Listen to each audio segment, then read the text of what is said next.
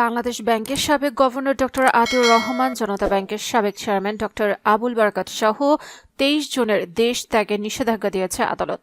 গতকাল বৃহস্পতিবার এ আদেশ দেন ঢাকা মহানগর দায়রা জজ জাকির হোসেন গালিব।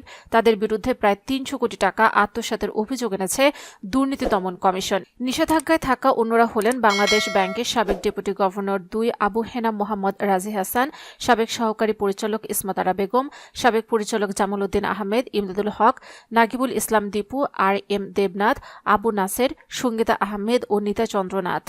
এছাড়া রয়েছেন জনতা ব্যাংকের এমডি ও সিইও আব্দুস সালাম আজাদ, সাবেক উপমহাব্যবস্থাপক আজমুল হক, সাবেক এজিএম অজয় কুমার ঘোষ, জনতা ব্যাংকের কর্পোরেট শাখার সাবেক ব্যবস্থাপক গোলাম আজম, ব্যাংকের নির্বাহী প্রকৌশলী শাহজাহান, এসইও এমদুল হক, সাবেক উপমহাব্যবস্থাপক আব্দুল জাব্বার, সাবেক ডিএমপি গোলাম ফারুক, সাবেক উপব্যবস্থাপক পরিচালক ওমর ফারুক, অ্যানন্টেক্স গ্রুপের চেয়ারম্যান ইউনুস বাদল, সুপ্রো স্পিনিং লিমিটেডের ব্যবস্থাপনা পরিচালক আনোয়ার হোসেন ও পরিচালক আবু তালহা।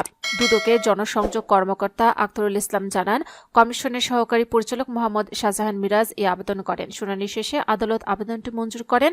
মামলার বিবরণ অনুযায়ী আসামিরা জালিয়াতের মাধ্যমে জনতা ব্যাংকের কর্পোরেট শাখা থেকে ২৯৭ কোটি ৩৮,৮৭,২৯৬ টাকা ঋণ নিয়ে আত্মসাৎ করেন। ব্যাংকে বন্ধক রাখা জমিতে কোনো ভবন, কারখানা বা স্থাপনা নেই, অথচ স্থাপনা দেখিয়ে অতি মূল্যায়ন করে ঋণ অনুমোদন ও বিতরণ করেন। এর আগে গত ২০ ফেব্রুয়ারি দুদক বাদী হয়ে তাদের বিরুদ্ধে মামলা করে।